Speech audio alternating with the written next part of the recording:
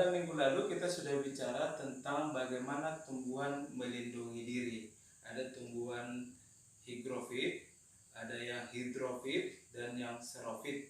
Nah, sama halnya dengan hewan. Hewan juga perlu untuk melindungi dirinya.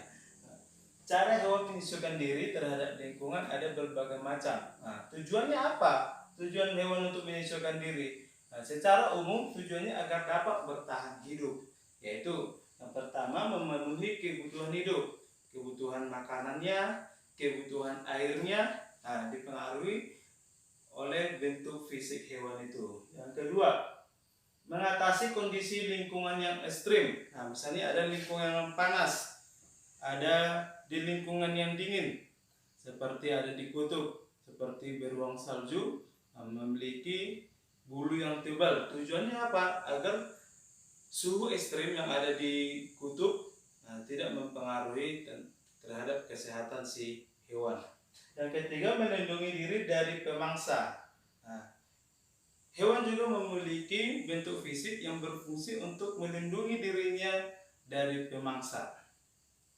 Bentuk fisik hewan misalnya dari struktur gigi, paruh, bentuk kaki, mulut atau lidahnya.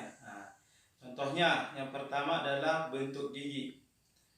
Kalau dia hewan karnivora, tentu memiliki gigi yang agak tajam, memiliki gigi taring yang tajam.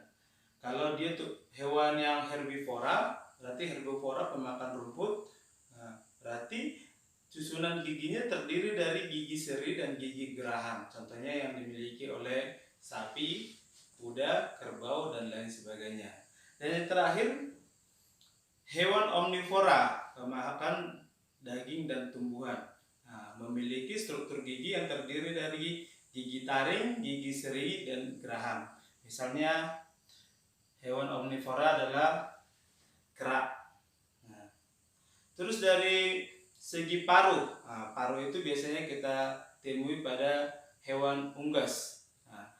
Berbagai macam jenis paruh, ada yang runcing, ada memiliki paruh yang pendek dan tebal, ada memiliki paruh yang melengkung, berdasarkan sesuai dengan jenis makanannya.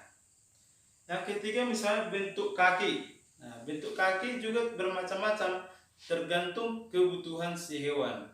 Ada memiliki kaki yang kuat, kokoh, seperti yang dimiliki oleh elang.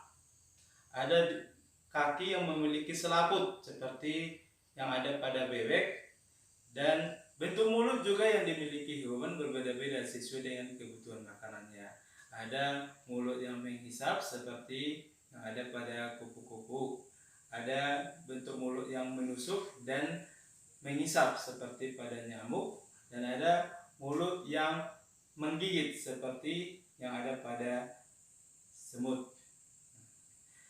Dan bentuk lidah juga berbeda-beda, seperti yang dimiliki, ada lidah panjang yang dimiliki oleh bunglon dan cicak. Jadi berbagai macam bentuk fisik yang dimiliki hewan itu bertujuan untuk ini tadi, agar hewan itu dapat bertahan hidup di lingkungannya, bisa bertahan hidup di habitatnya. Sekarang kamu lihat dulu lingkungan sekitar kita ini. Ada berbagai macam hewan di lingkungan sekitar kita, seperti ayam, bebek, kucing, anjing, ikan. Sekarang kamu lihat di bukumu halaman 48, kita mengidentifikasi ciri-ciri hewan yang ada di lingkungan kita. Di bukumu diminta 4 ayam. Kamu mengamati ayam, bagaimana ciri-ciri hewan ayam tadi, dan ciri-ciri habitatnya, tempat tinggal ayam itu bagaimana, itu maksudnya. Bebek, ciri-ciri bebek itu bagaimana? Dari segi paruhnya kamu jelaskan, kakinya kamu jelaskan, dan juga ikan dan cicak.